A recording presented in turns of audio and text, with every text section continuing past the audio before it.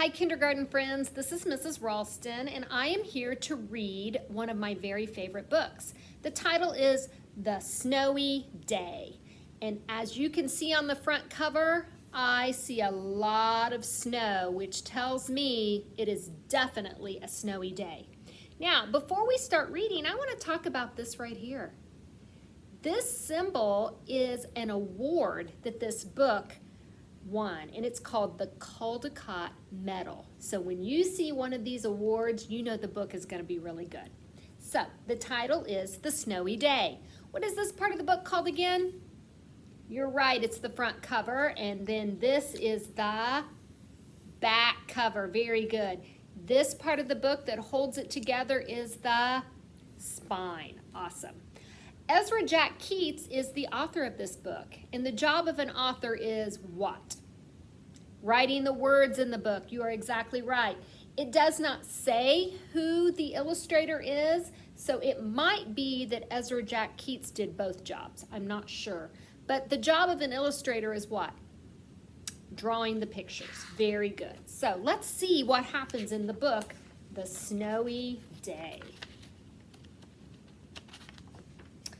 One winter morning, Peter, that's this little boy right here, woke up and looked out the window. Snow had fallen during the night. It covered everything as far as he could see.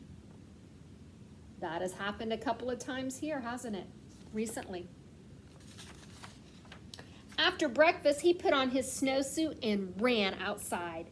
The snow was piled up very high along the street to make a path for walking. Now that is some big snow right there, isn't it, guys?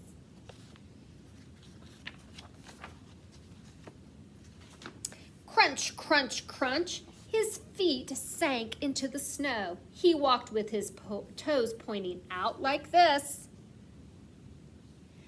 He walked with his toes pointing in like that, making footprints in the snow. Then he dragged his feet slowly to make tracks. And he found something sticking out of the snow that made a new track. Ooh, wonder what that could be. What do you think? It was a stick, right here. A stick that was just right for smacking a snow-covered tree. What do you think is going to happen to this big pile of snow, guys? Down fell the snow, plop, on top of Peter's head. There he goes, right through the snow, making tracks. He thought it would be fun to join the big boys in their snowball fight, but he knew he wasn't old enough. Not yet.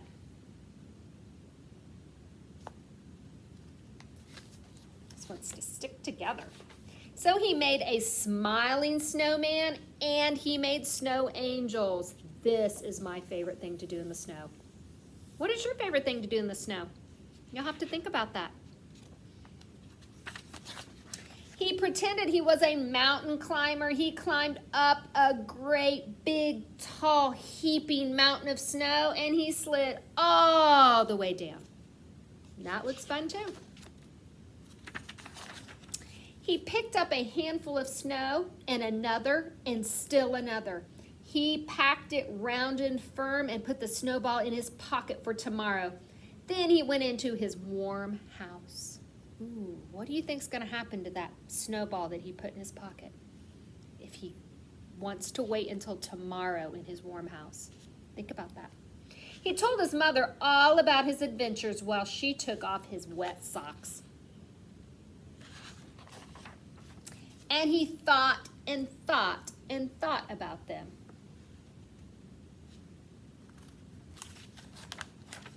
Before he got into bed, he looked in his pocket.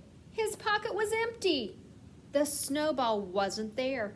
He felt very sad. What in the world happened to that snowball, guys?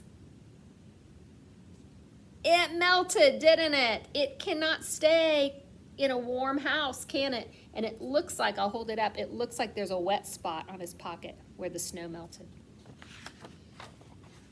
While he slept, he dreamed that the sun had melted all the snow away.